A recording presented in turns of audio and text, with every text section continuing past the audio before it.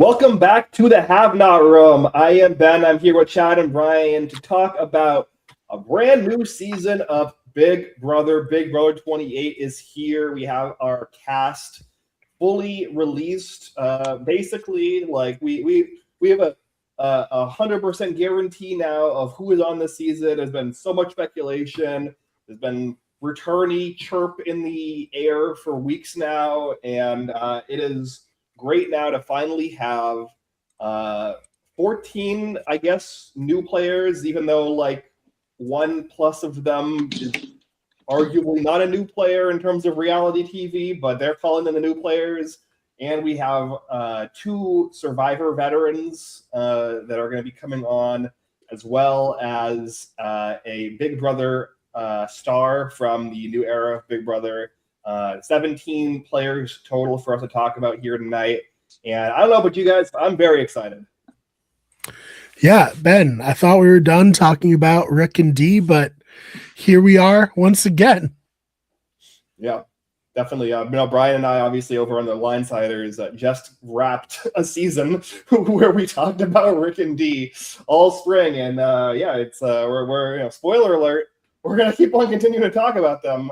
Chad, what about you? What are your thoughts here overall on Big Brother 28 and the cast before we jump in, obviously, the specifics? Yeah, I think the newbies all look pretty solid and very diverse. I like the two returnees coming from Survivor. Well, returnees, and then Angela coming back is very exciting. So it's I'm ready for some Big Brother. I think it's a little late this year, but I don't know. I think maybe like a few days later than average, but I think since COVID, this has been about when they started the season, usually like kind of the first week-ish of July. So yeah, no, definitely very excited, and we'll do some tech magic here. We can bring up. We have our new player cast, the players that CBS and Big Brother are considering to be new players, even if some of them have technically been on reality TV before. We're going to go through them and, give our first impression thoughts. Obviously, we have not a ton to go off of. We have snippets here and there, interviews, like 90 second to 2 minute little clips of them where they're kind of stilted and like just talking at a camera. Historically not the greatest at introducing the cast, but usually I think we do a pretty good job of kind of sussing out vibes and at least figuring out who might be a fun contestant or a good player. So yeah, I mean, hey, I picked the winner last year after pretty much just seeing their bios. So if we can keep that going, we've had plenty of winner picks on this show. I feel like not as good as on our Survivor show. Big Brother's kind of ironically where we do better, despite Survivor being filmed before, whereas Big Brother's live. But this should be a fun time. Yeah, I think with Big Brother, the issue is Big Brother's cast are often quite top heavy in terms of players that can realistically win the game. Whereas, especially in the modern era, like the new era of Survivor, the cast is a little less. A little kind of, that feels more open. Whereas with Big Brother, you can kind of often pinpoint maybe 5 or 6 people who can realistically win the game right off the bat. So yeah, I guess let's start off here. I expected this to be in alphabetical order when I loaded up this photo, but apparently they've decided that Jason and Lyric are special. So I guess we can go in the order that is on our screen here to make it a little bit more easy to follow, which is very fun because we have a player who is a reality TV alum who was one of the people in the last couple of weeks whose name had come up as potentially being on the season as one of these speculated, reality TV alums that the show is teasing. We have Jason, who also goes by the drag persona Selena as Titties, who is a 2-time RuPaul's Drag Race competitor and who is technically on the currently airing season of RuPaul's Drag Race even though he/she on the show is no longer on it. Spoiler alert. Selena has been eliminated as of so far on the season, but it's kind of an interesting thing for somebody to be going into the Big Brother house when another season of reality TV they're on is still currently airing. I don't know if we've had that before. No, I mean, a few years ago, we had somebody who was on America's Got Talent be announced for this show and then be taken off because of contract stuff. So clearly they got it all worked out with Jason, though. Yeah, and they later ended up on The Circle. Yeah, good contestant on The Circle. And then I think he played on another country's version of Big Brother. So, it all worked out. Yeah. So, Chad, what are your thoughts here on Jason? I'm familiar with RuPaul's Drag Race. I've seen bits and pieces of RuPaul's Drag Race, but I'm not like a fan. But I've heard good things. What are your thoughts on Jason, though, Chad? Yeah, I mean, in regards to RuPaul's, I've never like watched it, but I've seen snippets. But I think that being on reality TV and like a game show of like not like similar to Big Brother, but still like a reality TV game show will definitely give him or her a leg up on some of the newbies that really haven't been on reality TV. So I think Jason will do pretty well. I don't think they're not my winner pick, but I think they'll go far and potentially do well. I don't remember if in their brief interview if they mentioned that they were a super fan or not, or if they've like watched episodes, but I think just the fact that Jason's been on reality TV and currently is technically will definitely like have a leg up over people. But we'll see if that actually makes a big difference in Big Brother, because it's obviously a very, very different game. Yeah. Go ahead, Brian. I was just going to say, I think Jason will have a bit of an advantage of being comfortable with production, being on 2 seasons of Drag Queen. I don't know much about Drag Queen either, but I do watch House of Villains, and usually the Drag Queen contestants on there are pretty entertaining. So I have high hopes for Jason. Yeah, I mean, we watch Traders, and we have like Bob the Drag Queen on that. We just had Monet on that. Both were very good. So from my understanding, Jason is a both Big Brother and Survivor fan. I know that, I think a lot of the like drag community, historically there is a lot of overlap with like the Big Brother fandom.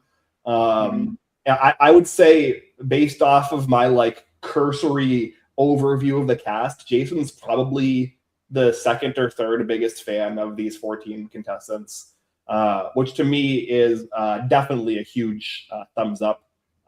Historically on Big Brother, being a fan, knowing the show, knowing the game, gives you an enormous advantage.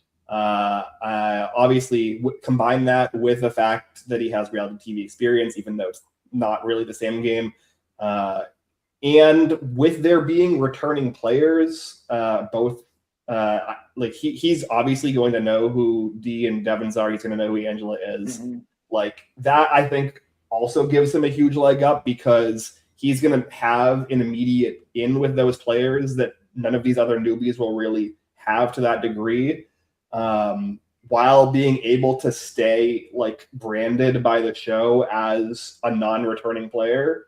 I think it's a really, really good sweet spot to stick. I think like the worst case scenario for Jason would be like kind of a like goes out early, kind of in a ball of flames, situation, a la like a Jimmy Haggerty from last season. The reason I don't think that's going to happen is because I don't think anybody who has a decent head on their shoulder for the game is realistically going to go out in a ball of like flames in a pre-jury scenario on a season that Angela Murray is on. It's just not going to happen.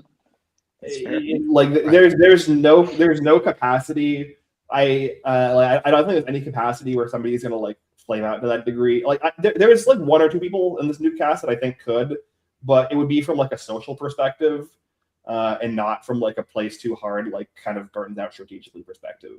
I think this is a really, really, really well structured cast for Jason, both from the new player perspective and with the returning players mixed in. I think that, like, you know, if we're looking at players on the board who can win the season, I think Jason's probably in the top 5 somewhere for me. Yeah, I think you bring up a good point with, you know, someone who's like the drag queens, which we've seen on shows, just be able to just entertain and really like call people out and have those big dramatic moments like we saw with Bob the drag queen on the Traders. I feel like Jason has the potential to do that, but with Angela also being on the season and her kind of being that person for Big Brother, I think you're right that she might take that spotlight off of him while he still be able to like navigate the show as a fan, as someone who again knows the production side of things. So I think you're right. I think he's going to be a top 5 player for sure. And if not, then I mean, the only way I see him going out is if he gets in a fight with the wrong person or the newbies are too scared of someone like shining so bright or causing problems outside of Angela. Yeah, it will be fun. I think a lot of upside for Jason, and you know, bring more people to the Big Brother fandom who perhaps are just drag queen fans. So that's always fun. You know, I want the show to go on as long as possible. So. Yeah, no, I mean, look, from everything I've heard about him and you know, Selena on Drag Race, this seems like a slam dunk casting decision. So I'm excited. I think there's a lot of upside here. I think that, like, worst case scenario, he'll, like, you know, be like a really entertaining flame out. But I think that's probably like a really low floor. So. All right, let's move on to the other person on the cast who's being called out, I guess, as a reality TV alum, even though there, I think, is one or two others on the new cast that could be. And strangely, like, you know, Lyric is being highlighted here for her shortish stint, I believe, American Idol season 21. Mm-hmm. I read her wiki. It said that she made it to Hollywood. Great. But then she got eliminated immediately in Hollywood. So I guess, yeah, she was on American Idol. It's, you know, the same way Alan Richson, the guy from Reacher, was on American Idol. It's like, I guess, sure. Yeah. Yeah. It doesn't really translate in any meaningful capacity other than, like, mild familiarity with, like, you know, reality TV production. Yeah, it doesn't even translate to the same level that Drag Race does, where, like, you know, Drag Race is like way more like social and competitive. It's like it's barely even worth mentioning. But I really like Lyric. I think that Lyric has a lot of upside. I think that, you know, of the women, I think that, like, unfortunately, the women on this new cast for me are, I would say, kind of average compared to, like, how I would usually rate the new player women on these seasons, especially compared to, like, even last season. But Lyric for me has been a standout, and I definitely see her finding her way into Majority Alliance, going deep, potentially having some sort of win equity. Yeah, I think that it's a little unfortunate. I feel like she's getting kind of shit on online, or at least being made the butt of jokes. I don't know. She kind of, I think, does have a little bit of upside, but we'll have to wait and see. She's not the biggest dud of any of these people, for real. I at least, like, immediately remember her, you know, segment in the reveal where some of them I was like, they were on the reveal? What? We'll get to them. Yeah. Yeah, I mean, Chad, any thoughts? I think you guys pretty much covered Lyric. She's the one that's an attorney, right? Yes. This is actually, you know, coming off of BB27, where we had the winner of the season, Ashley Hollis, who was like an attorney who lied about being an attorney. Lyric is an attorney who plans on lying about being an attorney. She is going to say that she is a musician/singer, which she technically is. But I think similar to like Ashley, where Ashley like said a job that she had also previously held at some point as her cover job. That is like definitely something to flag, because coming off the season where the secret attorney just won, having another secret attorney, I don't know. We'll see how that goes. It worked out for Ashley. We'll see. Yeah, we'll see. I think she has the firepower to make it far. We barely know these people by their like. We don't have to go super in depth. We don't have anything to say about which will be the case. And I do think something else to surface is I believe both her and Kamu are Hawaiian, or at least like have lived in Hawaii. So that also could be an interesting connection to keep an eye on. And the other potential thing to point out, I think that like I think she's pretty sharp. Like I think that there's like obviously she's a lawyer, so like that's kind of given, but like I think there's more that meets the eye with her, and I'm very interested to see how she does. Yeah, someone to keep an eye on. All right, moving on to Ashley, who I believe Brian says works with Barstool in some capacity. Yeah, I saw someone from Barstool tweet that she it was Tommy from Barstool, the guy who should probably get on Survivor, given that he was on like that episode they did for 49 and was really entertaining, and then won the hand on the heart idol thing before 50. Somehow not the first Barstool member on a CBS reality show.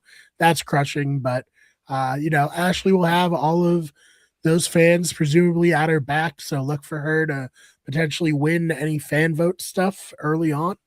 We'll see. Maybe if this was a cast, it's 14. I don't know if with the returning player that's happening. Yeah, right. That's true. True. Yeah, Chad, what are your thoughts on Ashley? Yeah, I didn't realize she had a following per se, but no, again, she's someone that I think could go far. I guess it depends on how alliances shake up and stuff, but yeah, I think she's another one of those like mid-tier people just based on the short snippet we know about her. But it is interesting that she does have that Barstool background, because maybe it does play a role in fan vote stuff, but I'm not sure how much of the Barstool and Big Brother audience overlap. Yeah. I do know that Ashley is a fan. I believe she has at least dabbled in the feeds. I don't think she watches like them, a bunch, but I think that she has like, she is familiar with the feeds and knows that they exist and has seen them marginally, to my understanding. And I think that she's been a fan for like over like a decade at this point, to my understanding. So I think she is probably like in the top 5 of this group in terms of fandom of the show and like understanding of how the show functions. So to me, again, big thumbs up on that. I really liked her energy. It's like really hard in a lot of these preseason snippet things when people aren't really familiar with like talking on camera or like kind of just like talking at nothing. It's like not really like a skill that most people use in their day-to-day life, and it's just not really something that most people are good at. I thought she did a decent job in like maintaining energy. Which I think maybe is a part to do with her profession. I'm not sure. Maybe it's just because she has like a more energy than average, even for like a reality star. But yeah, I see a lot of positives here for Ashley. Yeah, I agree. Like you said, this isn't really a good format. I feel like I'm pretty decent in front of a camera. I talk to cameras a lot, but I don't know if I'd be especially good at just this. You know what I mean? Mm-hmm. Yep. All right. Speaking about someone who also talks, at least into mics, a lot, you got a YouTuber on here. That's exciting. Yes, we have our fellow Big Brother / Survivor YouTuber, content creator, podcaster, what have you. By far, from my understanding, the biggest fan on this cast of Big Brother. We have Barrett, who is a dedicated live feed watcher, has watched the show basically his entire life. I believe somebody dug up that he famously actually leaked that Raven Walton was on BB19 because him and his friend like stalked her when she did her like video where she gets her key and gets taken from her place because she lived near him. So yeah, he's like a certified Big Brother psycho. Yeah, love it. Yeah. I always say if I ever go missing, get the Big Brother fans on the case because they will find me immediately. Yeah. Yeah. So what are your thoughts on Barrett, Chad? I think, yeah, being a Big Brother psycho, which is officially one level above Superfan, will definitely help him a lot. I think he's someone that's going to know the game probably better than anyone else, probably better than us, and be able to utilize that to go far. And he's the Jumbotron guy, right? Yes, and he's also, I believe, 6'6". Yeah, so I don't know if that means he's a physical beast as well, but I mean, he's got the blueprint to go pretty far in Big Brother and do well. So we'll see. And I definitely liked his energy as well. Yeah, I mean, if I'm picking off the board for just these 14 and ignoring the returning players, like I think that he'd be my number one pick. Like he has so few downsides that I can see. Like you would think that somebody who is like kind of like a Big Brother psycho would have like red flags in their personality pop up when they're like on camera, but no, he seemed very affable. He seemed very like immediately charismatic and likable as well. So you compare, you take that like personality, you have his head filled with like every piece of Big Brother knowledge you could want. Like you basically couldn't build like a better formula in a lab to be good at Big Brother at that point. So yeah, he's got like, you know, all of the upside, very little downside. I think if this was a 14-person cast, he has like 40% of the win equity off the bat. Unfortunately for him, it's not. And there are returning players here who are going to get in his way. I think that he's smart enough to know how to navigate that. And, you know, we'll obviously get to, in particular, Devins and Dee, because I think Angela, while she's a great character, is not going to be necessarily like a driving strategic force. I think that, you know, him as somebody who is making videos and podcasting about Survivor knows that Dee is not going to like allow somebody else to drive the strategy for this season. And we'll do what I would say is the optimal strategic thing, which is to immediately make a final two with her and just like ride her down toward the end game, which is what I would do if I was in his spot. So yeah, I think that he has all of the pieces to be a great player, and it's just a matter of whether it plays out that way, or whether like a Dee or a Devins looks at him, and instead of looking at him like a perfect ally, they look at him like a huge threat that needs to be dealt with. Yeah, I'm excited for him. I think he's going to do well. He's the designated. I guess there's two on this season. I was going to say he's the designated mustache guy this season, but there is one other. Yeah, there's like the quirky mustache guy, and there's like the kind of like country club douchebag mustache guy. You know? Yeah. All right. Let's move on to our fifth player on the season. We have Chuck. CHUK Chuck. Make sure we spell it right, even though no one ever is going to write down his name because, you know, in Big Brother you vote verbally. Right. But really set up poorly if this was Survivor to get his name ever spelled correctly. Yep. I liked his video where he was like, yeah, you know, I'm a fan of the show. I mean, my family watches it, and it's kind of in the background when I'm around. But yeah, I love the show. Yeah. Yeah, I think his upside is Zach Cornell. Okay. Yeah. I don't think that he has any win equity. He's like one of the people on this cast that I would be extremely surprised if he's even like near the end game. He doesn't seem to have any clue what he's doing. Yeah. Yeah. Hey, Zach could have been good if he just wasn't bad, you know?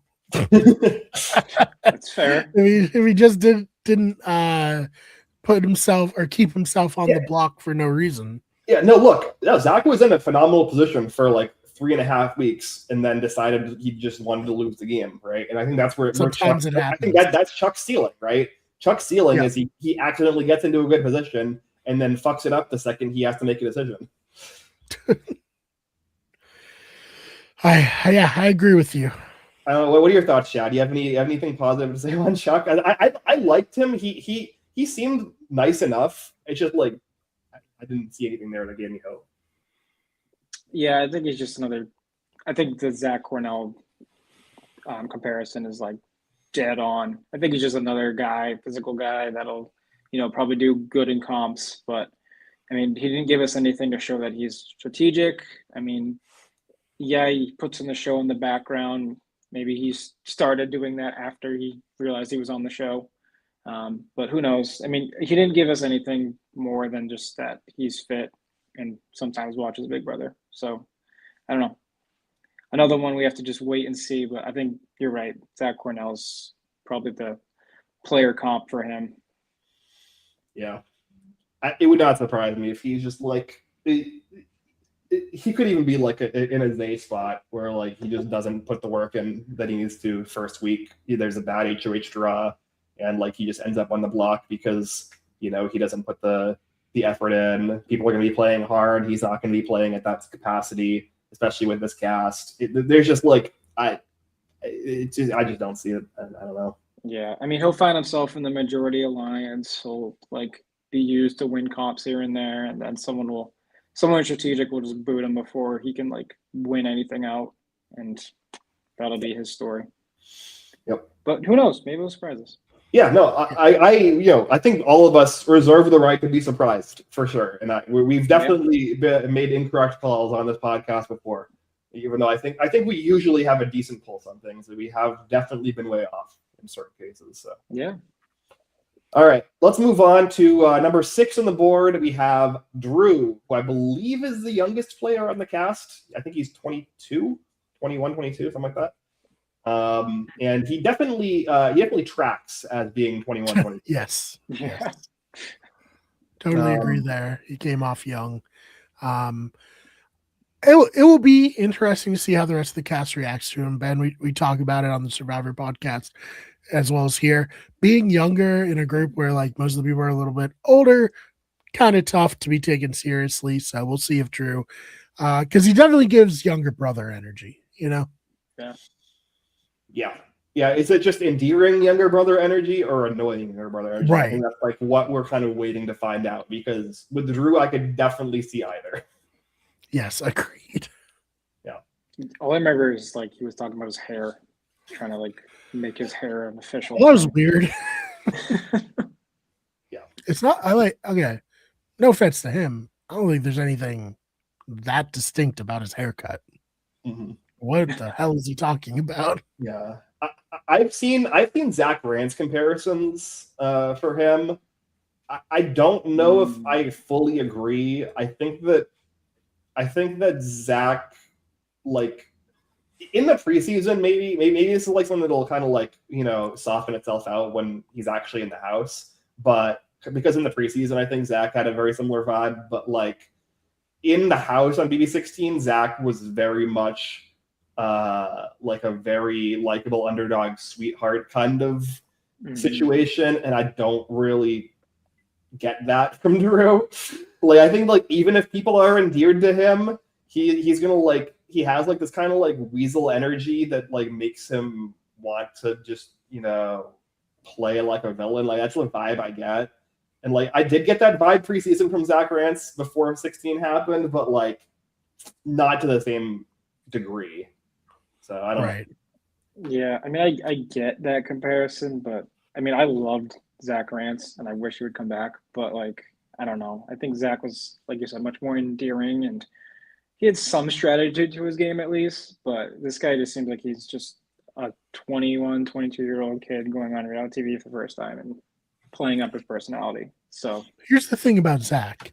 He's a lunatic, and you can't fake being a lunatic. You know, he brought that energy to the house, and that's what really made Zach iconic. I don't see the same for Drew personally. Yeah, I think that like the best thing I can say with Drew is this does feel like a decent cast for his energy. Like at least on face value, where like, you know, like maybe he has like kind of the like Rizzo vibe that we just, you know, saw with 50, and like you have D and Devins on the season who just played with Rizzo. Like maybe like you know, D obviously is friends with Rizzo outside the game. They pre-gamed for 50 together. Like that's like maybe like the path that he can take, where he's like just like D or Devins takes him under their wing as like kind of like a little brother sidekick that they use as a distraction because he's like kind of like a Tasmanian devil in a social capacity. Like that feels like maybe a place he can slot in. I think on most seasons of Big Brother, he's probably drawing dead, but I think this house specifically, he might have a chance. Yeah. All right. Speaking of, you know, Brian mentioned earlier, we were talking about lyrics, that she's not a dud. Yeah. Haley is on this season of Big Brother. Yeah. So this person's Camus, right?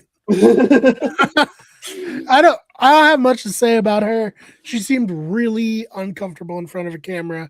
Maybe it'll be better when she's actually in the house. I think it's interesting that she owns like a one of those health clinics that give people peptides, you know, like, you know, hit me up after trying to get jacked. Let's do this. Let's see what science can do. Yeah, Chad, do you get anything out from Haley? Because like I have very little to talk about with Haley. I mean, not really. I barely remember her interview, so she Yep. doesn't stand out. I mean, she is like almost auto slotted to be a classic floater, and then will like get booted in a random week that like doesn't really affect anything. So who knows where she ends up? But she didn't give anything to wow me. She didn't give anything to be like, oh, that sucks. It's just like she is here. We'll see what happens. Yeah, no, I'm usually very good at like seeing a new reality TV cast and immediately like memorizing the entire cast in like 5 minutes. And Haley is the player on this cast. That's why you're the host of these shows. And I mean, I just like I've consumed so many like competition reality TV casts across my like, you know, 25 years of watching these shows. Like it's just. It's almost kind of like become second nature at this point. I just see a cast, I watch them for like an hour, and then I just know all of them. But yeah. I continuously, over and over again, since the cast dropped, have every single time I think about the cast, I get 13 out of 14 in my brain and I forget Haley. It's just like so forgettable. Everything that I saw from her, I literally watched another clip of her before we went live just to try to get something. And it's still like, it gave me nothing. He's talking about, I am a very bubbly girl, and like the most monotone voice ever. I'm like, what are we, are you sure? Like, what are we doing here? I have to think that she just was uncomfortable with the camera like that. Hopefully, because how do you get on the show if you're like this? Like, it's impossible. Yeah. It's kind of impressive. I hope it's just the format and she's like more entertaining in the house, because I have nothing like it. From like an archetype perspective, I think she could do well simply because we have like a potential like bro situation going on. I don't know with the returnees if that's going to manifest to anything meaningful, because Dee's obviously not going to bro down. Like she might work with some bros, but she's not going to bro down. Devins is not really like a bro down kind of dude. Angela is like historically anti-bro. Like she went after, you know, Matt Hardiman week 1. Like that vibe probably wouldn't work well. But I think in a vacuum, I think that somebody who is like kind of like a fitness woman who has a potential to work with the Bros like could be an interesting player on paper. It's just I don't have anything to like go on beyond that, like beyond just like evaluating her as an archetype, because like her personality has nothing. I agree. Yeah. So let's do the next person. Yes, we have our next player. I briefly referenced him earlier when talking about Lyric, but he is Kamu. He is a MMA/UFC fighter, which, yeah, you can look at his ears and you could probably have guessed. Yeah. And his whole vibe is just very UFC fighter. Yes. Oh, yeah.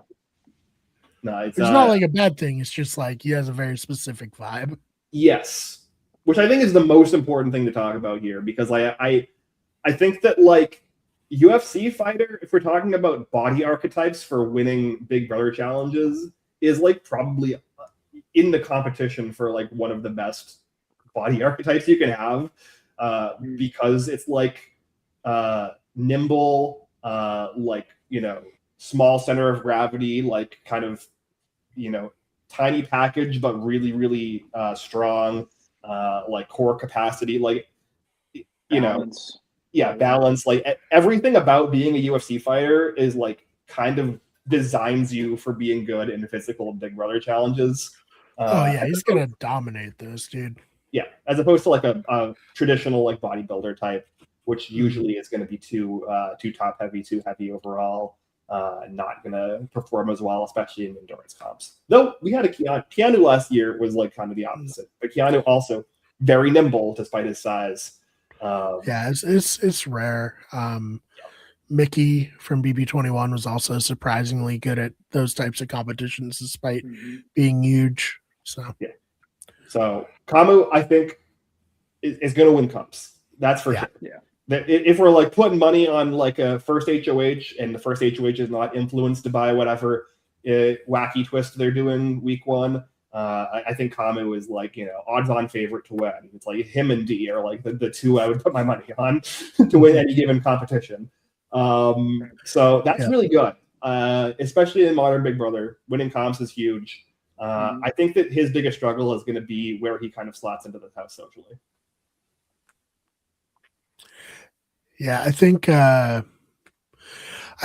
if he ever starts like doing stuff wrong or making mistakes, there's going to be a lot of like jokes about CTE coming his way. So hopefully that won't happen.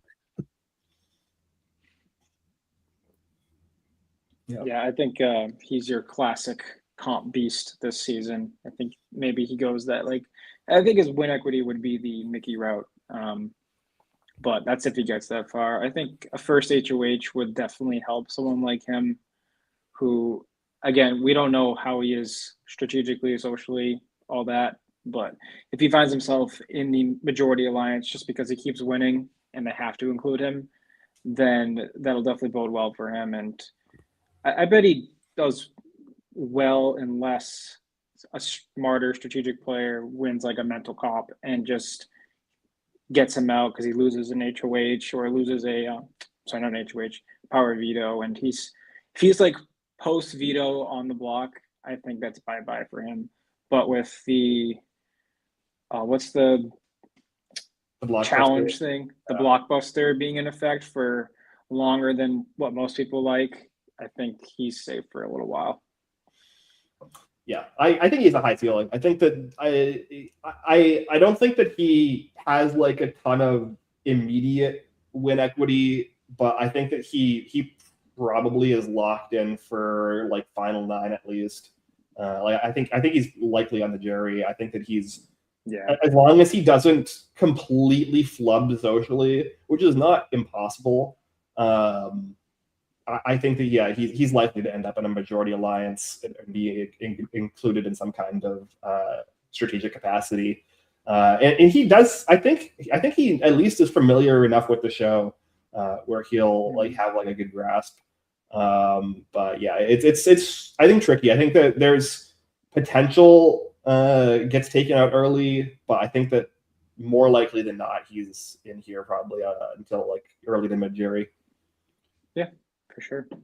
All right. We talked about Drew, the youngest member of the cast, and now we have Latrice, who is the oldest member of the cast, who I believe is in her like late 50s. Dude, when she said that, I was like, what? Late 50s? Mhm. Like, God, she Yeah. looked so much younger. She could pass for 40. Yeah, for sure. Yeah. Yeah. Yeah, I think she could pass for 40 both physically and like socially. Mhm. Because she definitely comes off like she does not come off from a presentation perspective socially in what we saw as somebody who is almost 60 years old. She definitely comes off She's more. talking about having showmances. This is awesome. Yeah, she definitely passes for like late 30s, early 40s to me. Mhm. So that's Cool great. aunt vibes. Yes, 100%. Which is again because like everything else I saw from Latrice, other than the like age on her bio, is a huge thumbs up, huge positives. Yeah. She's a big fan, probably the third or fourth biggest fan in the cast from this newbie cast. She understands the game seemingly very well. She, I think, will know all three of the returning players. I think she has a good head on her shoulder strategically. Like I said, she's very charismatic. She comes off really well socially.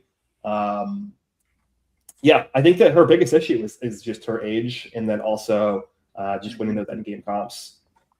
Yeah. Yeah.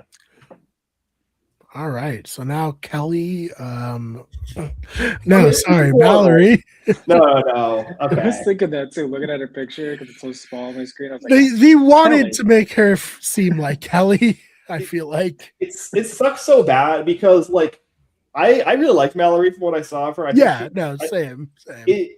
It's always gonna be bad to be like the woman with glasses on this cast, right? Because everyone's brain's immediately gonna go to Kelly, and Kelly is one of the worst Big Brother players in the history of the franchise, and so everyone is just gonna like project that onto her when that's completely unfair. I mean, look, there's been people with glasses on, but this is like a bit on the nose with Kelly. I mean, come on. I mean, sometimes you want to recreate the magic, capture lightning in a bottle once again. Sure, but yeah, no, she won't be like Kelly. I don't think. I mean, nobody's gonna be like Kelly. Kelly, right. 1 in a million character. Mm-hmm. There's no TikToks of her running into a tornado. Yeah, right. Amazing. Yeah. No, I like Mallory. I think that I think if she was wearing contacts, everyone would probably put her in their top 5. It's legitimately, I think the glasses are really like bringing her down just because of this like psychological attachment to this like archetype, especially recently. But yeah, I think that she's actually pretty well positioned within this cast from what I can see. I think that she seems like she has a decent grasp on the game. I think that there's a lot of upside here. We'll see. I didn't get a ton from her, but like the small amounts I did get seemed positive outside of the obvious like physical Kelly comparison. Yeah. What are your thoughts on Mallory, Chad? No, I fully agree. I think there wasn't enough there for me to be swayed one way or the other, but the little bit that was, puts her in a good spot. I think she's someone that could do very well. It just again depends on where she slots herself, depends on who she lands with early. And I don't know if she's going to be like a physical threat, probably more of a mental player, but if she can partner up with someone who is more physical or finds herself in that, majority alliance, I think she could find her way in a jury and, maybe get into late jury. I don't think she's our winner, but I just don't see it. But who knows? Again, any one of these people could win and surprise us. No, for sure. All right. Let's move on to our second woman with a music-related name on the cast, which is bizarre. I mean, Big Brother 1000% is doing this on purpose, right? Yes, of course. We have Lyric, and then now we also have Melody on the cast. Melody serving Kill Bill in her package, but very awkward. So I think another victim of the setup. I think she'll have a bigger personality in the house. She is a game show host, like the trivia night type of game show, which is fun. You have to be personable, entertaining to do that job, and willing to humiliate yourself. So, like, Big Brother's a pretty, good transition. Gave Yeah, her a great show. I think specifically she does like game shows for like corporate retreats. Okay. Yeah. So, I mean, that, I guess, good work if you can get it, right? Very, very kind of weird niche job for sure. There's a lot of weird niche jobs in this cast, and Big Brother in general, like really kind of Yes. goes, I think, for weird niche jobs. Well, how else are you going to take an entire summer off of your True. job? Yeah. Yeah, I was gonna say. Yeah. Chad, what are your thoughts on Melody? Anything from her? I really don't remember her interview that well. Yeah. But I did find her job to be the most interesting aspect about her. I think she's someone that could find herself in a alliance. Maybe she's on the outs though. Who knows? I mean, she's good looking, so she'll probably end up in the majority. But she didn't give me enough to make me think she's going to be a powerhouse player. Maybe she's one of the more quiet cast members. But again, it's weird that her job title is so contradictory to how she portrayed herself on screen. Because you think a game show hosts are going to be bubbly and energetic, and I just didn't get that vibe from her. But again, maybe it's the format. Yeah, no, I definitely agree. I think that she's probably like the second or third biggest like kind of like wet noodle in terms of the like portrayal on the format for me after Haley and Chuck. My issues with Melody is I don't think she really understands Big Brother from what I could gather from her talking about the game. She gave an answer in one of the interviews, which was like would you cut your ride or die to take a goat to the end and win kind of vibe, right? The MJ Cody Calafiore question, right? And she like basically like answered it in a way where it was like, yeah, I would obviously not take the goat to the end. I would obviously stay loyal to my alliance. Why is this even a question? Which is, not encouraging, I would say. I think you can make that answer, but like when you give that answer and you make it seem like it's the obvious correct answer, that is not a you kind of that to me tells me you don't have it in you. Right? That to me tells me that like her upside is MJ, right? Like, and she actually is physical. Like she could be an MJ, right? Like she could be a woman who like is in a bad spot, wins a bunch of comps, finds herself in an end game, and then makes all of the wrong decisions and loses. But like that's not. Maybe she's hosting like corporate bingo night or something.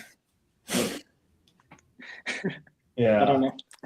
It'll be good advertising for her business, at least.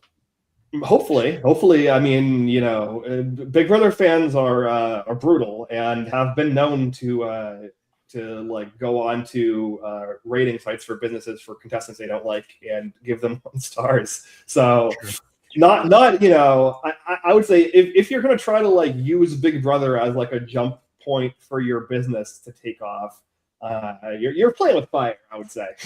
True, very true. Yeah. Go on Survivor. Yeah, go on show without live feeds. But yeah, with Melody, I just don't see it. I like her personality was flat to me. Her understanding of the game seemed actively bad. I think that her best case scenario is she's decent in the comps and ends up pulled into an alliance and then somehow finds her way into an end game that she can win and doesn't make a horrible decision. Yeah. But yeah. All right, so should we cover Evil Jack? I'm glad that you said it. It looks like literally if like we were making a video, like a sketch, and we were like, okay, we need like an evil version of our friend Jack. We'll just put a mustache on him and change his hair color. He has worn that exact mustache. Yeah, I think they look very, very similar. Yeah, it's definitely Bizarro Jack because Rome, whose real name is Jack, by the way. That's so insane. That's what did it for me. I was like, there's no way. Yeah, his real name is Jack. Rome is just a nickname. It's unclear why it's his nickname. Yeah. Well, when in Rome.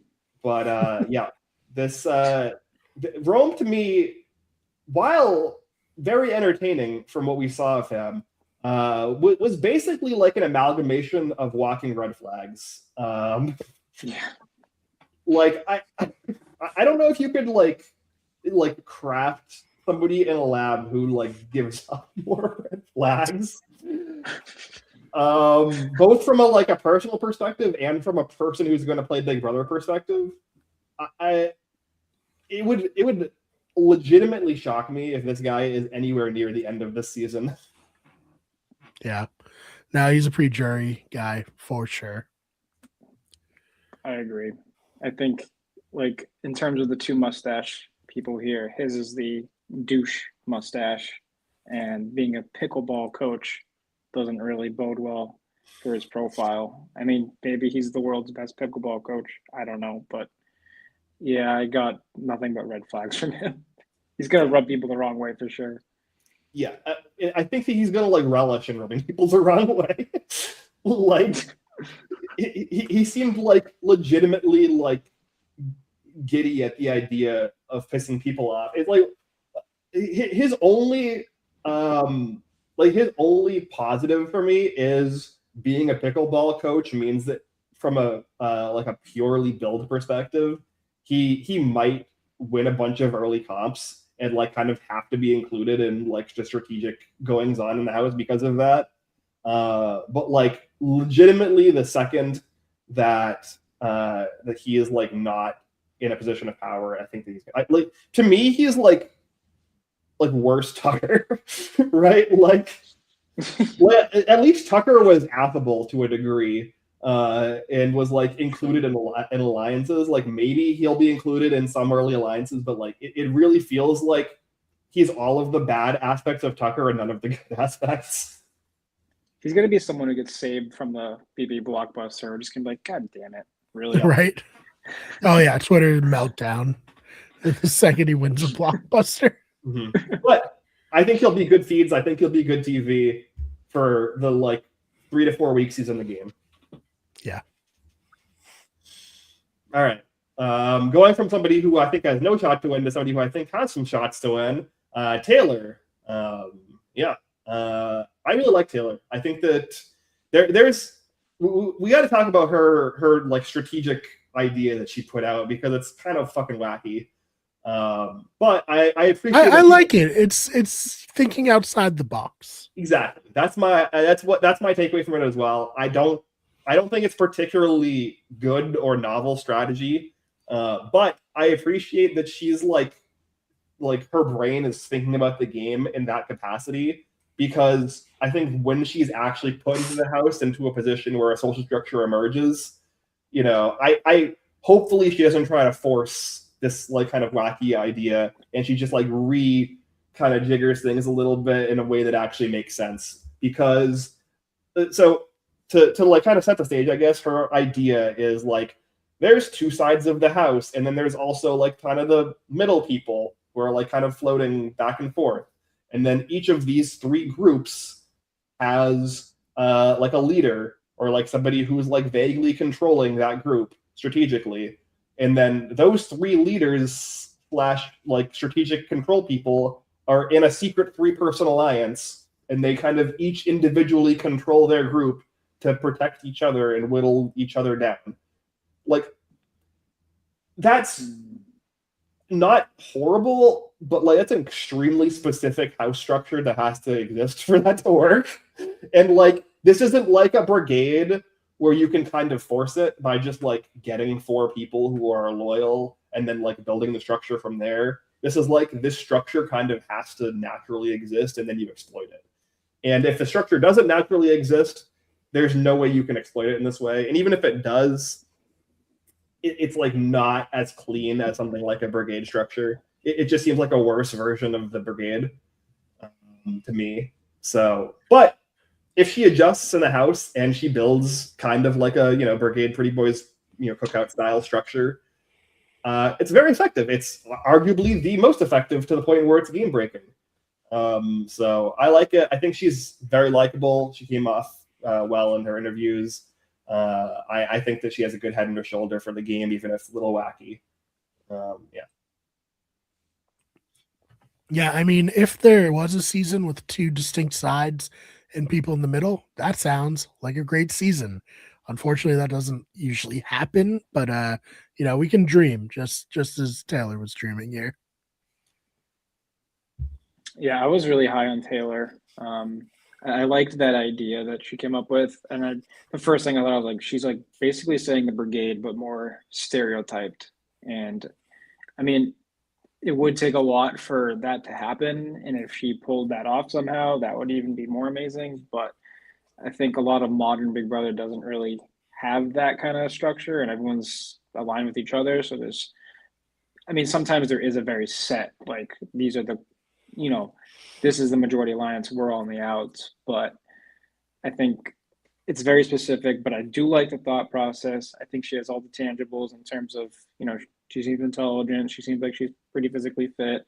Very outgoing. I think she can get along with a lot of people in the house, and she's already thinking strategy, which, if she plays too hard too early, that could bite her in the butt. But I think someone like that, if she's able to, ease into the house and find out those social structures and then implement some form of strategy, maybe similar to what she's thinking or something else entirely, I think that could take her very far. And I think if she finds herself late game, she could definitely pull off a win just based off what we've seen of her. Yeah, 100%. I mean, so talking about the structure thing, like a structure of what she's kind of describing here, like the last time we really saw something like that was like B20, right? It was like 18 years ago. Like it's just not like a thing that happens anymore. Like especially like looking at with a blockbuster and the way that the structures kind of play out with the blockbuster in particular, and especially when we're going to be talking about returning players coming in, it's just like Chad said, it's much more of like a kind of fluid structure that we've seen in recent seasons. But yeah, I think that I think she could do really well. Agreed. Cool. So this next guy is getting torn up on Twitter because of his social media presence, which I think is pretty non-offensive, but it is a little cringy. It's unfortunately. Cringe, yeah. He has a TikTok where he starts the TikTok dry humping a pillow, like Yeah. He goes to maybe it's a little offensive. Yeah, he goes to Chipotle and he like comes out and he's like, I just went to Mecca and I secured the bag. Which Chipotle, pretty good. I know it isn't as good as it used to be, but for a fast casual dining experience, can't really go wrong with Chipotle. Yeah, I'd probably put a high B, low A here in terms of chain fast food restaurants. But Chick-fil-A. Well, sure, that's also, but yeah. Anyways, Yash was an alternate, which is surprising because how the fuck was this guy an alternate? I know. Like, how is this guy not like one of the first people you locked down for this cast? This guy is insane. It's gonna be fun. I don't think he's gonna be very good at Big Brother, but he's gonna be entertaining. He's good. Like he's gonna be horrible at Big Brother, but he's gonna be awesome. Yeah. Yash to me like reminds me of like this is like this feels to me like a Big Brother Canada casting, right? Like this is not like casting you usually get on Big Brother US, where it's like completely over the top personality that like doesn't really seem to like fit into a neat box. There's like 3 or 4 different Big Brother Canada players that I like immediately in my mind like comparing him to, but I can't think of somebody on Big Brother US that like neatly compare him to. So it's just wild. He's definitely an overtop personality. He's gonna be fun feeds. He might end up in an alliance and win comps. Who knows? He does have a good build for comps. From what I can tell. And like he's probably affable enough that like he might fall into an alliance, but like he's gonna be messy. He's gonna, be bouncing all over the place. He's gonna make mistakes. He is not gonna win the season, but it'll be a fun ride. Yeah, him and Jason will be buddies, I'm sure. Yeah. Should we get into the players that everyone's been waiting an hour for? Yes. That's how we keep you around. All right, we got to Mhm. do this, and then we got to do this, and then we got to do this. Boom. Ooh. Yeah. I mean, both of these names, D in particular, have been in the ether for weeks now. Devins in the last, like, I think 4 or 5 days has really picked up steam. Came out of nowhere for Yeah. me. I didn't see one thing about Devins until today. I definitely saw him.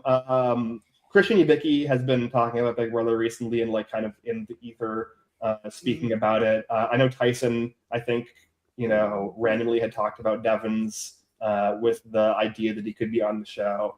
Like there's been, I think, inklings. And I think like there were a bunch of rumors that there were 2 Survivor 50 players, a male and female, on the cast. The male slot, though, the early rumors were Jonathan and then Rizzo for a bit, and then I think we got Devins maybe like 4 or 5 days ago as a rumor that started popping up, at least from what I saw. But yeah, D's been on the table for weeks, I think. Yeah, I love Rizzo. I'm whatever with Jonathan, but I think Devins is the correct choice. He is so entertaining, and he's going to make feeds so good. Oh yeah. And D, I think she can win. So, like, despite being a winner coming onto this show, I really do think that she has what it takes to be the person who comes away with the $750,000.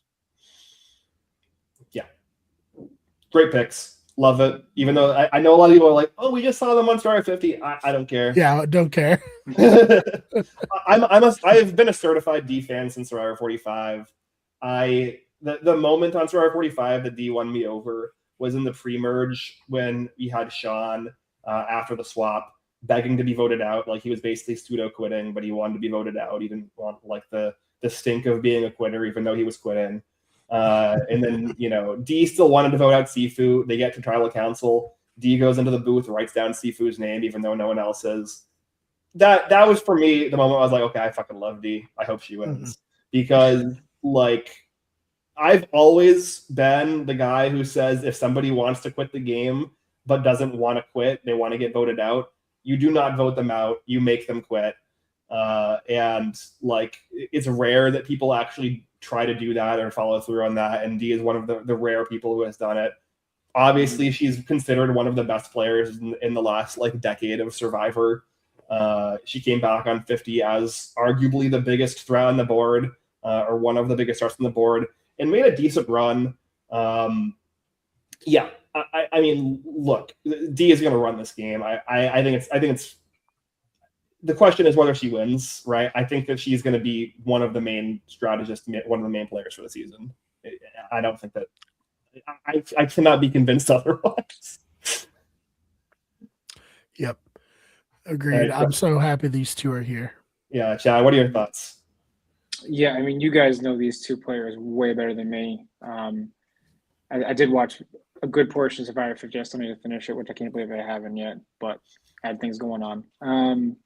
But yeah, no, I think D is going to do very, very well. I think you guys hit nail on the head where does she win or not? And I think the only thing that I fear for any player that is known to be this good is if anyone in the cast with any sort of wherewithal and ability to enact a plan knows that person's that good and is able to call them out and able to, put them in position to get voted out and convince the rest of the cast to vote them out.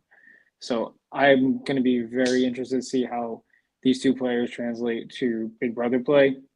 I mean, they're very similar games, but different, formats. But I think the social structure, I mean, is very, very similar. If I'm not going to say the same, but if you're good at Survivor, odds are you're probably going to be good at Big Brother, and vice versa. So these 2 are definitely going to be the most entertaining on the season to watch and see how they navigate. 1, a new show, and 2, 14 new players, plus another returning player that knows Big Brother well. So yeah, I'm very excited for these 2. Yeah, I think that for me, they're both very good players. I think that Devins obviously is like a very messy player, which is why I think it's going to be fun to see him on the feeds. in particular, but they both are, you know, like at the very least, like, you know, A to A plus tier players, like D being like an S tier player. And they just played together. They don't have bad blood. I would say 99% pre-gamed. So it's just going to be so difficult for them to come in as a duo and like not just at least run the first half of the game. I just can't see it. Like, unless Devin starts doing Devin stuff and like does some crazy shit and flames out, like lock these two in for like the final 7. Yeah, and I think Blockbuster nothing but increases their odds of staying longer. Yeah, and definitely win comps. And fan vote twists. We know at least week 1 we'll have a fan vote twist through Unlocked on Friday. The speculation is in the first few weeks they're going to do something similar to what they did with KC last season with the veto, but it's going to be the audience votes for a player to get a chance to get an advantage. The show brings in a Big Brother alumni who is good at competitions. The contestant on this season plays against the alumni in a head-to-head competition. If they win, they get an advantage. If they lose, they get a disadvantage or some kind of punishment. That's like the flat speculation of how the twist is going to work. And if that's how it works, I mean, you know, D is going to get an advantage in the first 2 or 3 weeks of the show. Yeah. I just saw that Matt from BP26 is in LA. I would love for him to be like the first former player for them to play, just so we get another Angela and Matt interaction. Yeah, Angela versus Matt in like a memory competition or something, and then like she wipes the floor with him, and then he cries on TikTok the next day. It would be big. It would be a big deal for him to get that call, to be honest. So yeah. I could see it happening. Yeah, no, but I mean, look, this is great casting. I know a lot of people are like, you know, poo returning players. You know, they were just on 50, yada yada. No, this is great casting. Compared to like the other rumors that were in the air, this is like pretty much as good as you could hope for, in my opinion. I'm very excited for both of them, and I'm very excited to watch them play Big Brother, watch them on the live feeds. Yeah, I mean, I don't even remind like them as returning players. I think they're new to Big Brother, so they're not like they're returning to reality TV and CBS game show, sure, but they haven't played Big Brother. It's a different game. You know? I agree.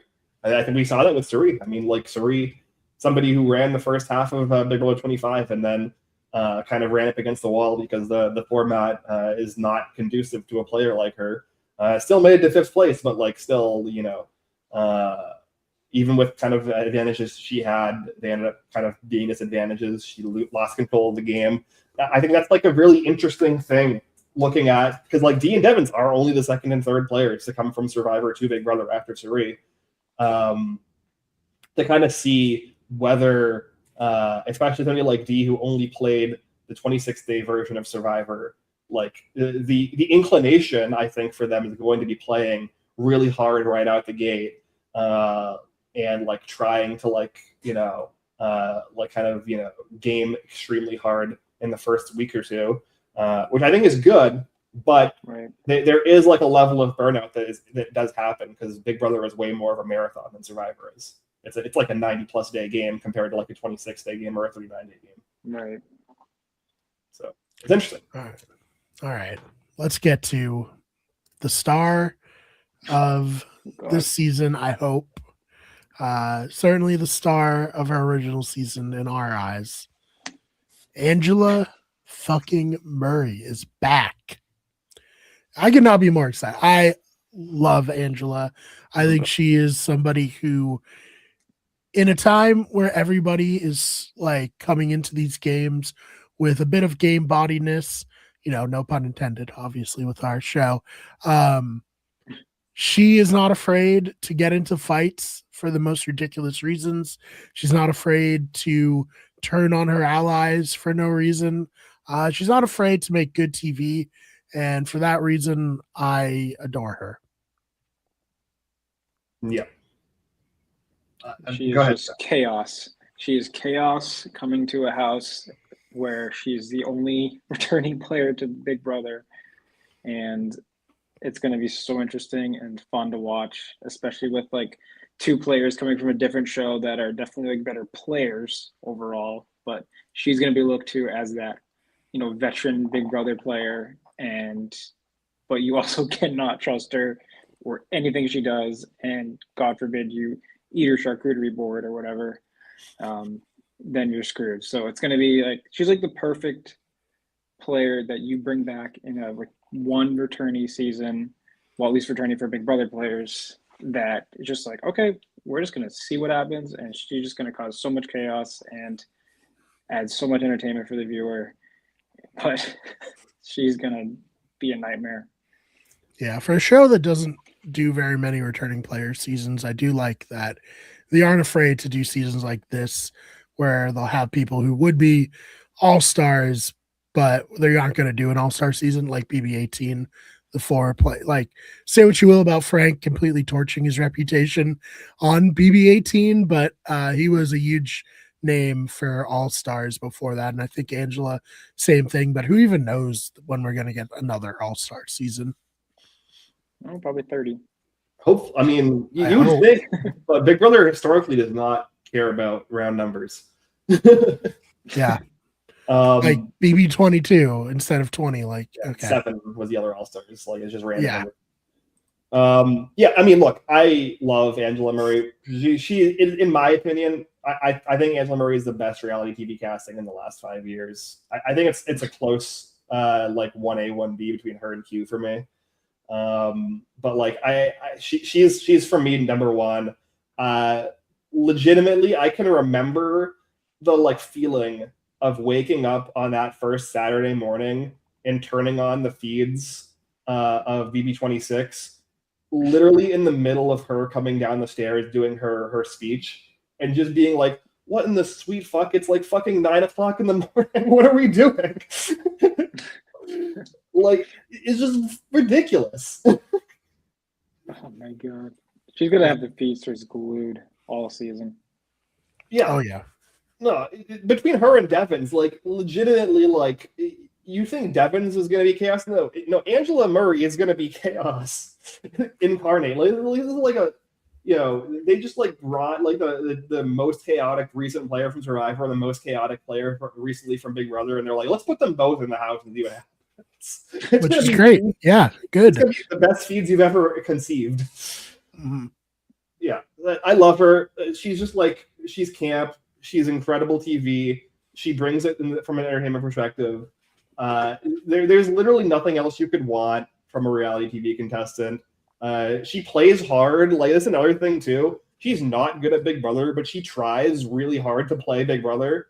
And she is also surprisingly good at Big Brother competition. She won multiple competitions on Big Brother 26. She was the first. The reason she could do that speech on Big Brother 26 is she won the first HOH, right? She won the HOH on Quinn's deepfake HOH to save herself. She almost won the final 6 HOH in the double eviction where she got evicted, right? Like, she literally was in the tiebreaker for that competition. Like, she won multiple competitions. She almost won the Marshmallow overnight endurance competition that Leo won. Like, she went on for like 9 hours in that endurance competition. It's fucking insane. Like, you would not think like an older woman with her build is like winning all these comps, but she legitimately is a comp threat. Yeah, no, she's awesome. I'm so happy, dude. Yeah. Like, think about this. Saturday, we're gonna be watching Angela on the feeds again. Mm-hmm. Like, amazing. Maybe Friday. I don't know exactly when they're turning them on. They're turning on Friday right after Unlocked at 9 p.m. EST. All right, Friday. Ben, Chad, if you guys are free, let's be here. I'm gonna be glued. The 8:59. I'm gonna be raring and ready to go. I'm gonna have the feeds on with like Unlocked on in the background. I'm barely gonna be watching Unlocked. I'm watching it to make sure that I know what the fucking twist is. That's all I care about. Mm-hmm. But yeah, no, I'm so excited. This is like, this cast, like even the newbie cast from what we've seen for the most part, combined with these 3 like 1+2 returning players, Like we're just in it for like hopefully a really, really entertaining season of reality television. Yeah, I agree. It's definitely not the cast like I expected when I heard, oh, maybe returning players. Like to me, I was like, oh, maybe it's not like coaches season, or they're like maybe there's like 4 or 5 returning players and the rest newbies, but only one Big Brother player, then 2 like Survivor players that were just on TV. Like definitely out of left field, but I love it. I love the shakeup. Yep. Yep. That's all I got, really. No, that's good. I'm excited. I think that like I think they really liked Rachel last season. I think that a lot of people are like, Angela, why are they wasting Angela in this slot, right? I think that it's really inspired because usually when they bring back one Big Brother returning player, they're like in the Paul or even the Jesse Goddard slot where they end up kind of running the house. Angela's not running shit. She's going to be entertaining. D on the other hand might be running shit, but like that's a separate thing.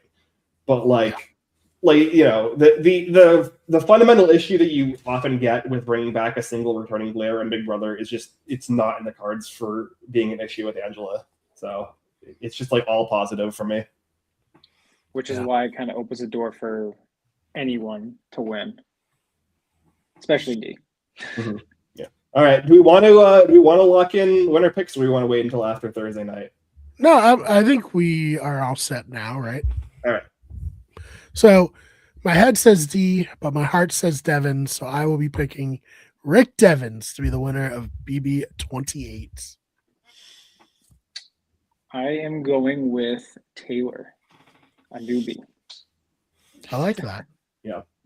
All right. Well, I said that when the rumors started in the last couple of weeks, that if D Valladares was on Big Brother 28 and somehow she fell to me in this winner pick opportunity, I would be picking D. I am picking D. I love D. She is hopefully going to win the season, become a 2-time champ, and then they put her on Amazing Race and she wins that too. I'm locking it in. There's just so many like permutations I can see D winning the season. But I respect the picks that you guys made, and I thank you very much for allowing me to pick D. D is definitely the podcast pick if we all had to pick one, but Benny locked that in, so I had to give him the respect. Yeah. Well, I need to run. I didn't realize how late it was. Mm-hmm. So thank you all so much for watching this episode. Make sure you subscribe to our YouTube channel, either the Have Not Room or the Better Radio channel, and we'll see you in the next one.